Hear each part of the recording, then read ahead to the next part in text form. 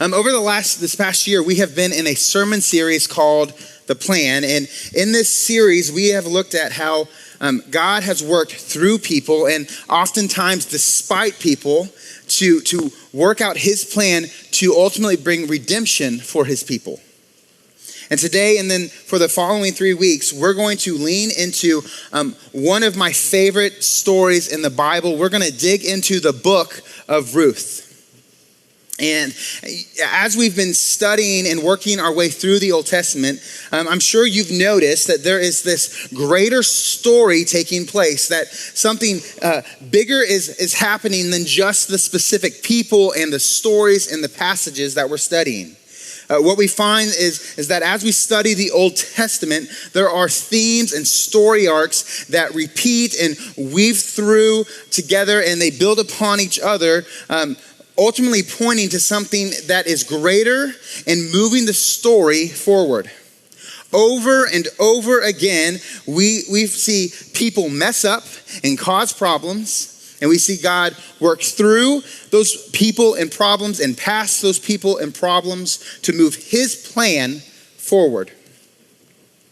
And the book of Ruth is no different. In fact, it may actually be one of the clearest examples of this we find in Scripture.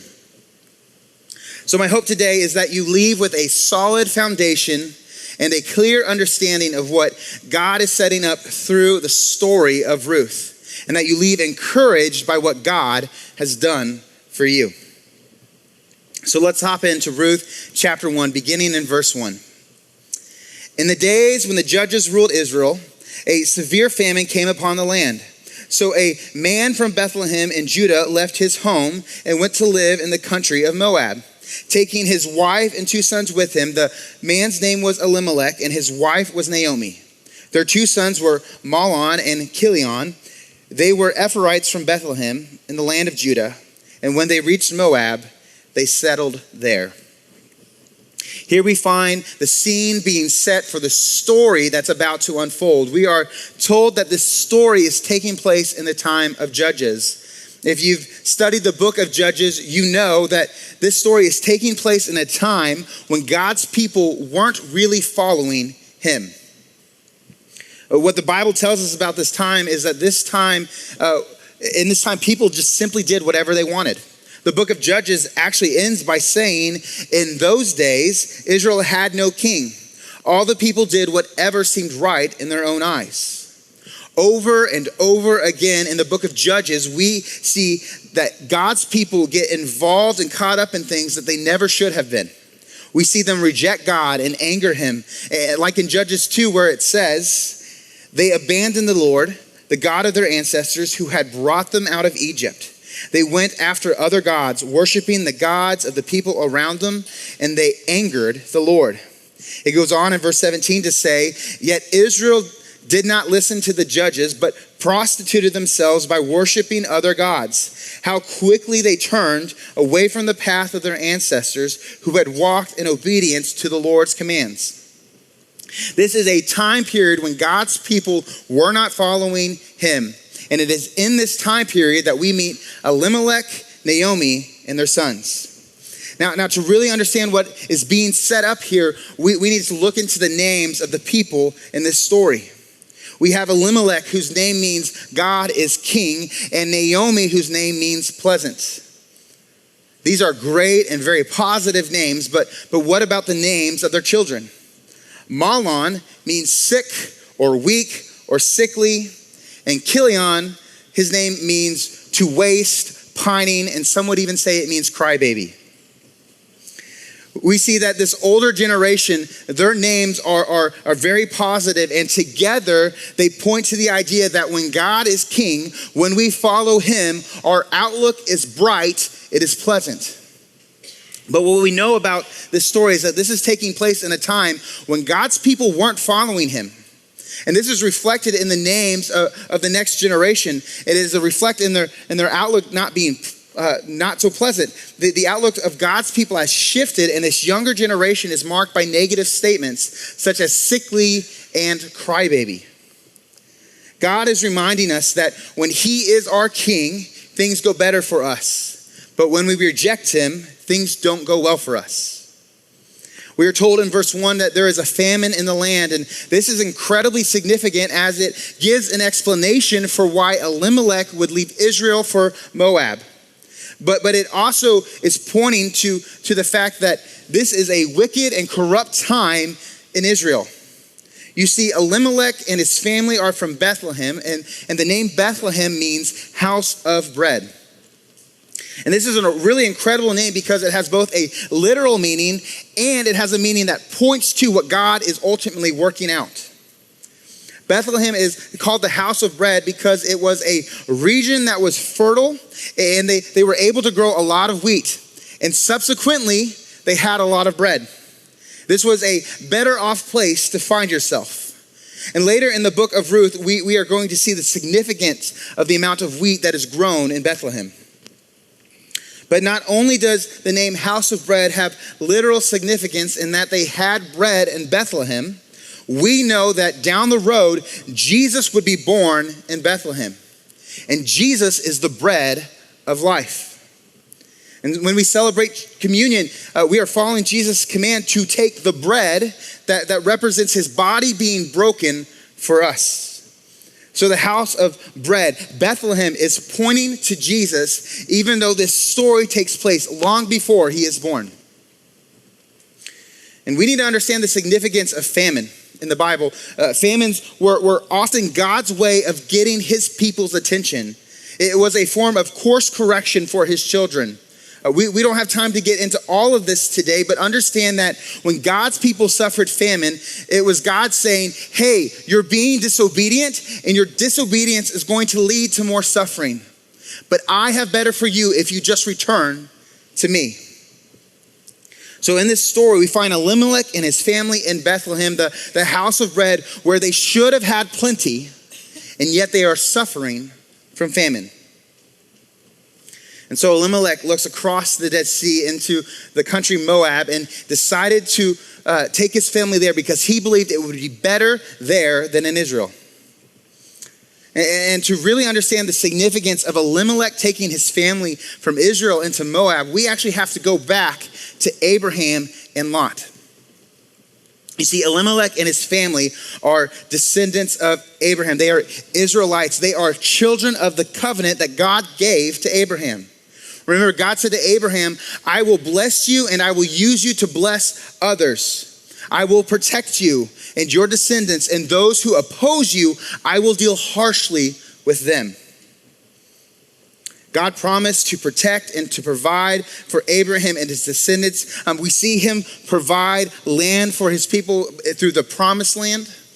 In fact, the story of Ruth takes place not too long after the story of Joshua and Jericho, where God told his people to walk around Jericho, and then God brought the walls down so that his people could inhabit the land.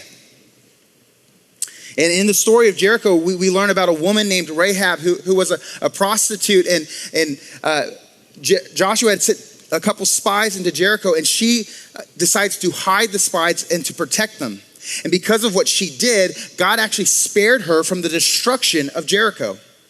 Later, we learn that Rahab actually joins in with the people of God, even though she is not a descendant of Abraham.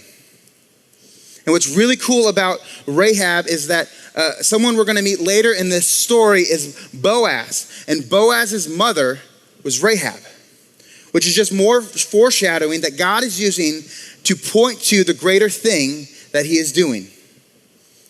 So Elimelech and his family are very aware of the covenant that God had given them. He is very aware of the ways in the land that God has provided. And yet he decided to forsake what God had given and to pursue what looked better to him. So Elimelech takes his family to Moab. And Moab is a wicked place. The Moabites are descendants of Lot, and you'll remember Lot is the nephew of Abraham, and Lot had a lot of problems. He constantly kept walking away from what God wanted him to do. He would make bad decisions and cause a lot of problems. We know the story of Sodom and Gomorrah, where God actually sent angels to rescue Lot out of the city before bringing destruction. And it is after this happens that Lot's daughters are concerned about not having offspring. And so what they decide to do is to get their dad drunk, and they engage in a wicked act with him. And as a result, they become pregnant. One is pregnant with and gives birth to a son named Ben-Ami, whose descendants become the Ammonites. And the other gives birth to a son named Moab, whose descendants are the Moabites. You see, the Moabites were started out of sin.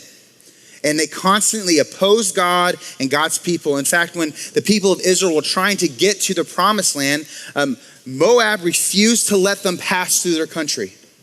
And whenever the people of Israel found themselves entangled with Moabites, they themselves would fall into sin. And eventually God becomes so angered by the Moabites that he says, no Ammonite or Moabite or any of their descendants may enter the assembly of the Lord, not even in the 10th generation.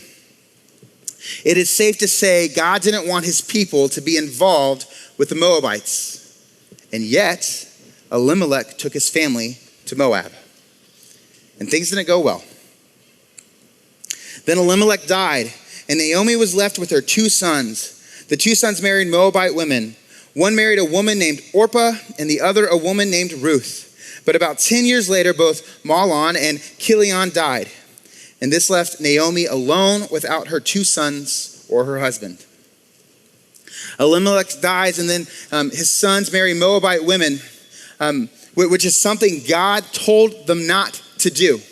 And about 10 years later, they die, and this leaves Naomi alone in a foreign land without her husband and without her sons.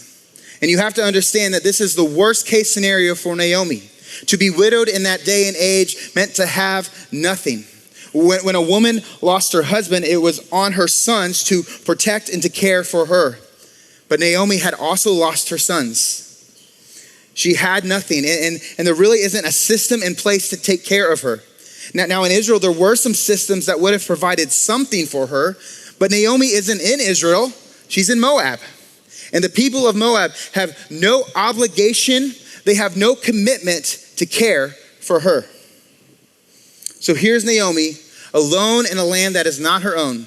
She's been abandoned except for the wives of her deceased sons. And Naomi becomes bitter. Later in chapter 1, we see Naomi say, "Don't call me Naomi," she responded. "Instead, call me Mara, for the Almighty has made life very bitter for me. I went away full, but the Lord has brought me home empty. Why call me Naomi when the Lord has caused me to suffer, and the Almighty sent such tragedy upon me?" Remember, Naomi's name means pleasant. And here we see her say, "Call me Mara." Mara means bitter. Naomi is saying that she is no longer pleasant, but she is bitter. And she believes that God has dealt bitterly with her. And it makes sense. She's lost everything. She is in the lowest place that one could find themselves. But notice that even in her pain and in her suffering, she still acknowledges who God is. Even in her bitterness, notice that she still calls God Lord. Remember, names in this story are important. And what you and I read as the word Lord is the Hebrew word Yahweh. This is God's name. And in this name is the recognition that God is the creator. He is over everything. But even more than that, this is a recognition that this is God who entered covenant with Abraham. This is God who promised to protect and provide for Israel. This is the name that is written on the contract. You see, Naomi knows something that is incredibly important for us to understand. She understands that God is still God, even when bad things happen to us. Now, I'm sure every single person in this room has, at some point or another, experienced a bad thing happening to them. Maybe you've struggled with financial issues or lost someone you love. Maybe you've received a negative diagnosis or suffered some tragedy. Whatever it is, at some point or another, all of us will experience a bad thing happening to us. Now, sometimes the bad things that happen to us are consequences of our bad choices and our own decisions. Sometimes we are like Elimelech who chose to disobey God, and we go places and we do things that we shouldn't. And because of that, we often find ourselves in hard situations and we suffer as a result. Maybe you're here this morning and you look back on your life and you can see how the different missteps you made had led to brokenness in your life. Maybe you're here today and you recognize that you've not been living God's way and you're here trying to get things back on track. We all can recognize that our bad choices lead to bad consequences. Our poor decisions lead to poor outcomes. But God uses the consequences of our bad decisions to help us learn and to push us in the right direction.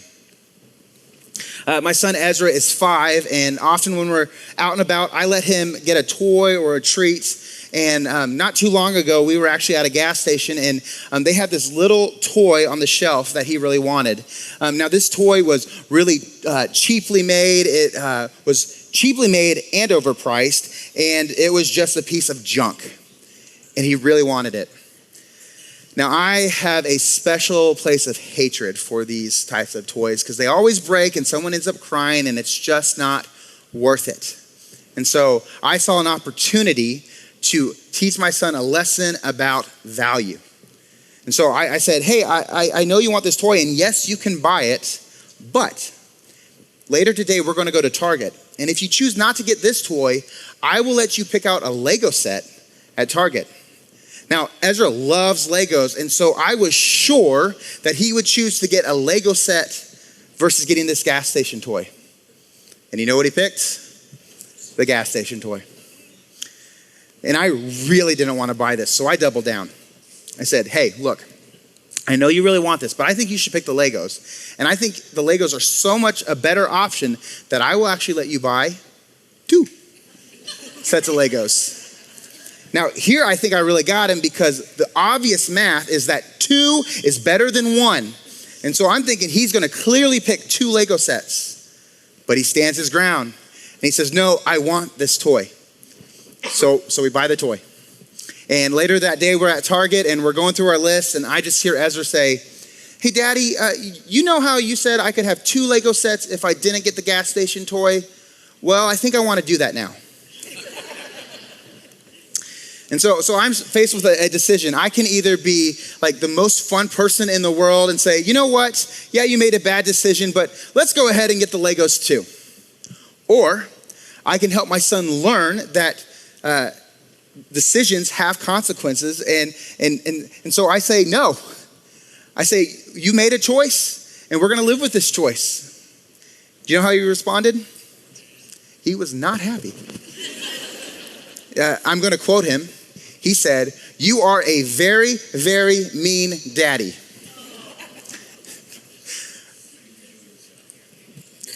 He didn't like the consequence of his bad choice. But as his father, it is my job to help him learn to make good decisions.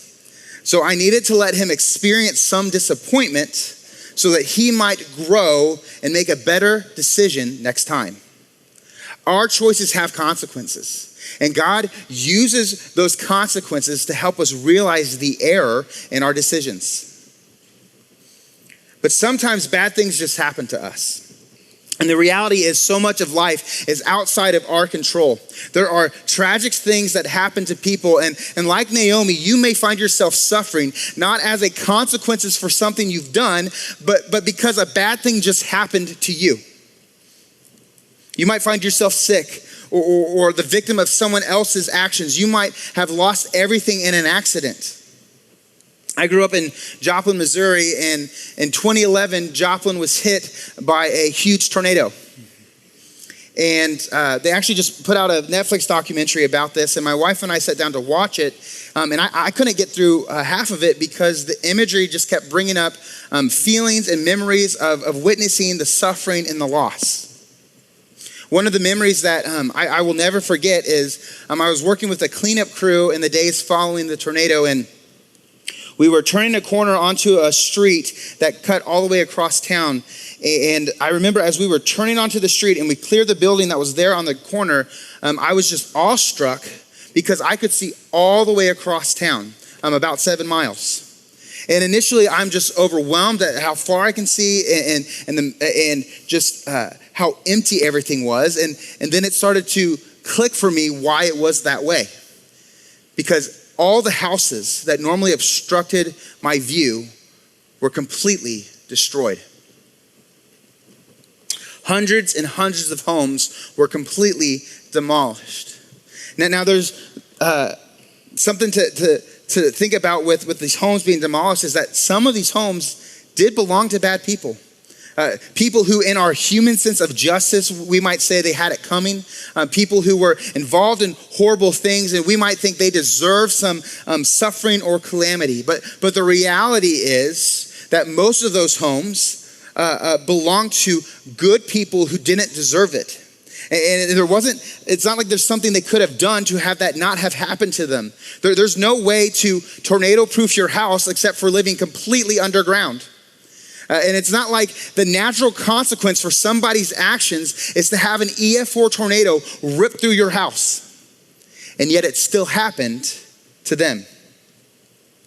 Sometimes we are like Elimelech, and our bad choices have bad consequences. And sometimes we are like Naomi, and bad things just happen to us.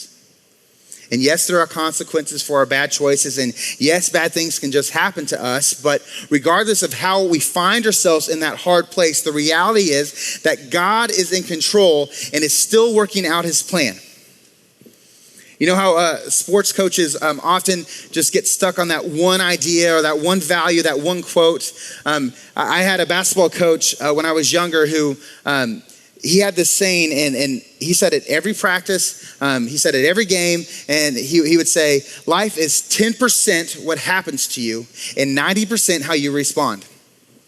Now, usually he was telling us that because we were losing in a game and he wanted us to just keep playing hard. I really think he was saying it to me so that I would keep working hard even though everyone else was way better than me.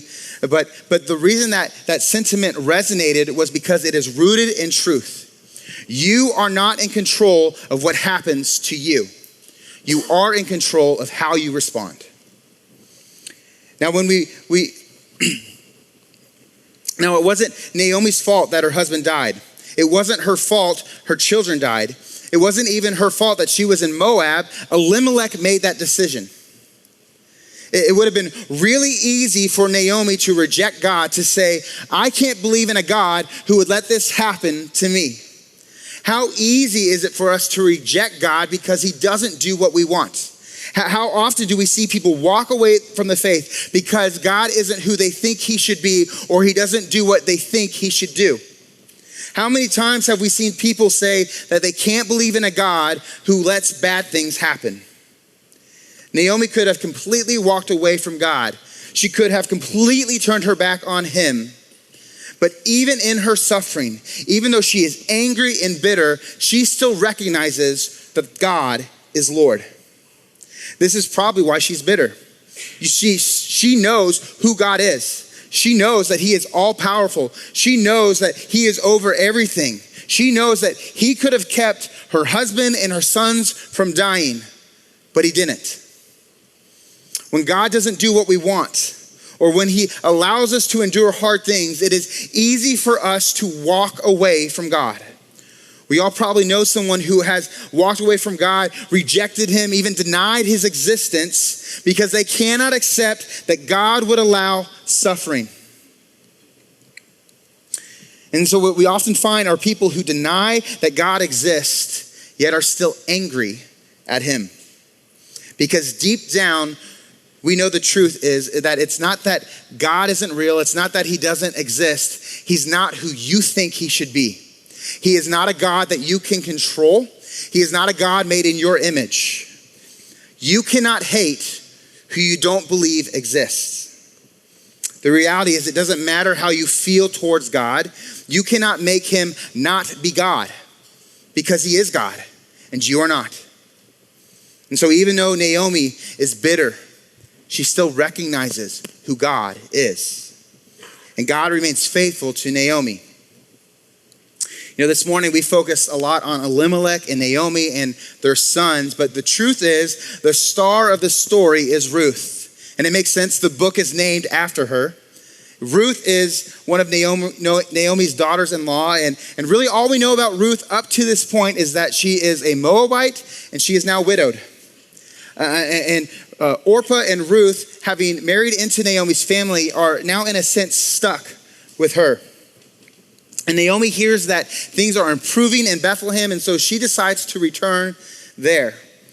But on the way, she decides that it would actually be better for Orpah and Naomi to return to Moab to be with their families. But on the way, Naomi said to her 2 daughters-in-law, "Go back to your mother's homes, and may the Lord reward you for your kindness to your husbands and to me. May the Lord bless you with the security of another marriage." And then she kissed them goodbye, and they all broke down and wept. Eventually, Orpah listens to Naomi, and she returns home. But Ruth doesn't. Ruth clings to Naomi. And what she says in this moment is one of the most powerful declarations of love and loyalty that we find in Scripture. She says, "Don't urge me to leave you or turn back from you. Where you go, I will go, and where you stay, I will stay. Your people will be my people, and your God, my God. Where you die, I will die, and there I will be buried. May the Lord deal with me, be it ever so severely, if even death separates you and me." You see, God is faithful to Naomi through Ruth. God was faithful to Naomi, not by removing her suffering, but by sending Ruth to walk through it with her. Elimelech made a bad decision to go to Moab. He messed up, but God fixed his mess up by returning Naomi and Ruth to Bethlehem. Naomi had experienced a horrible loss, but God used Ruth to care for and support Naomi in her suffering. If you're here today and you relate to Elimelech, you realize you've made bad decisions, you've walked away from what God has called you to, and you think you've messed everything up, hear me say this: you cannot stop God from fulfilling his plan, because his plan is bigger than you. And there is no mistake, there's no problem you can create that he cannot fix. The truth is, God doesn't need you to even fix your mistakes, because he can. And when we mess up, it is so easy for us to believe that it is up to us to fix everything. But the reality is, we can't fix everything. There are just some things that we are not capable of fixing.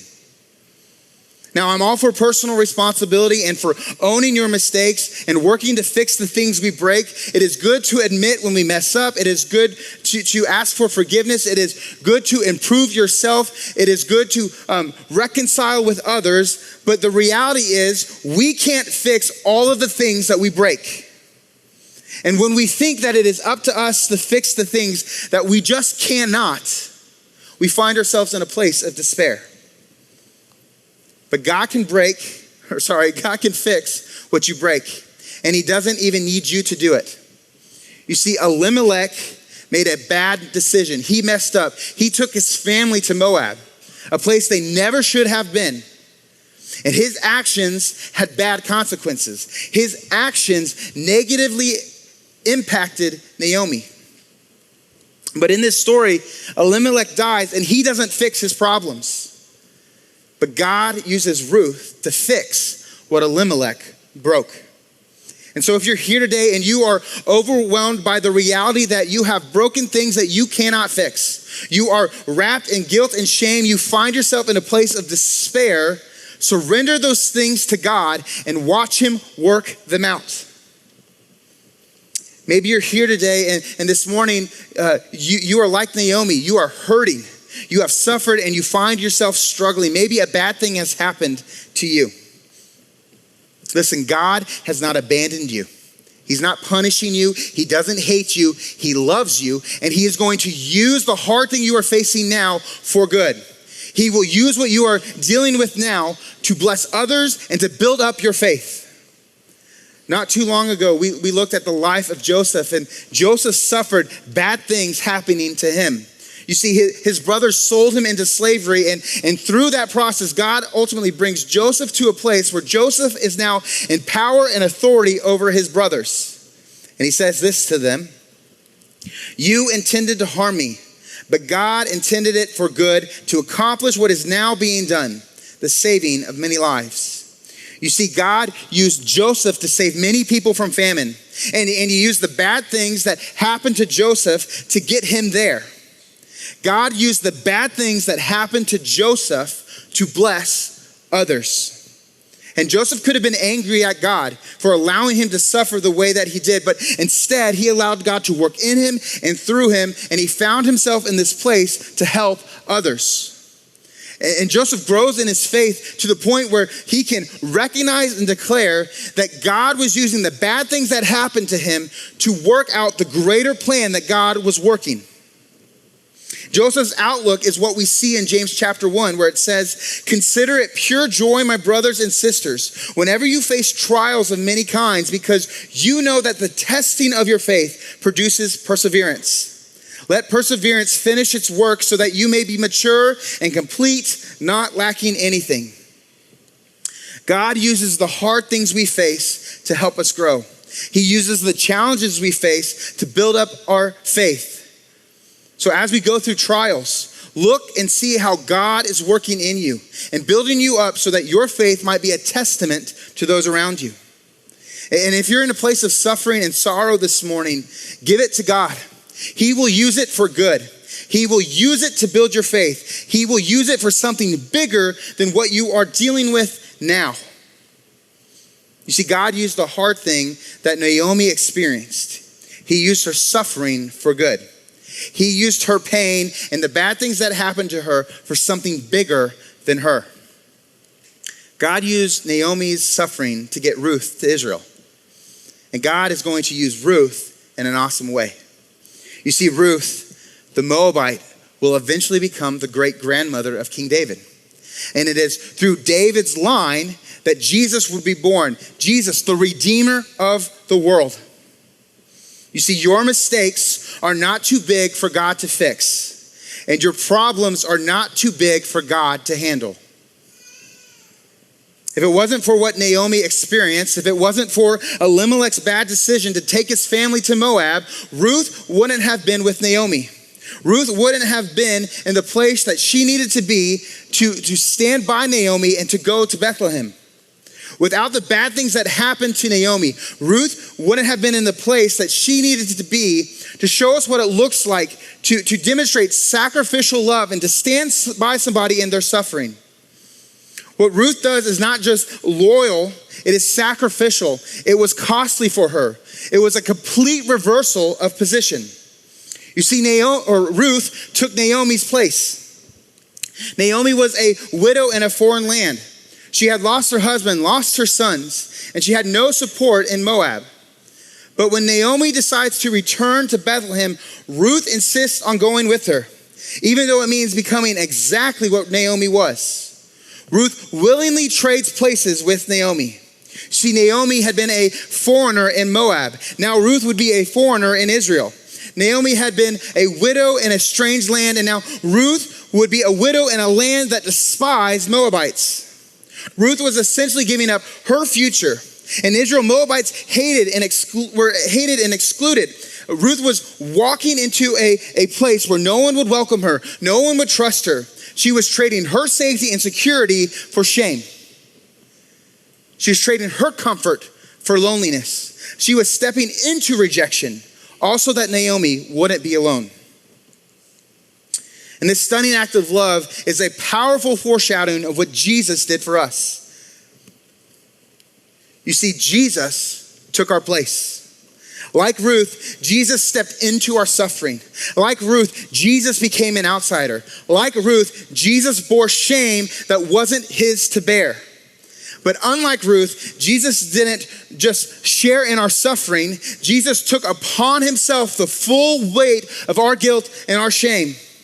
2 Corinthians says, God made him who had no sin to be sin for us, so that in him we might become the righteousness of God. Jesus didn't just leave heaven to come and visit us. He came to rescue us from our sin. He came and lived in a world that rejected and despised him, also that one day we might be welcomed into his kingdom. And just like how Ruth took Naomi's place in exile, Jesus took our place on the cross. And it is because of his sacrifice that we can now live in him. But he was pierced for our transgressions. He was crushed for our iniquities. The punishment that brought us peace was on him, and by his wounds we are healed. What we broke, Jesus fixed. Where we hurt, Jesus brings healing. When we take communion, we're remembering the moment that Jesus traded places with us. The bread represents his body that was broken for us. The cup represents his blood poured out on our behalf. It is a reminder that we were once far from God. We were broken and we were bitter. We were caught up in our sin. We couldn't have saved ourselves. There's nothing we could have done to have earned our place back with the Father. And yet Jesus looks at us and says, I will take their place. You see, Jesus came down and he left heaven and he became a man. He lived a life that we never could have lived. He died a death that we deserved to die. He took our place. He became an outcast so that we might be brought in. He was broken so that we might be healed. He was rejected so that we might be accepted. And that's what we're remembering today.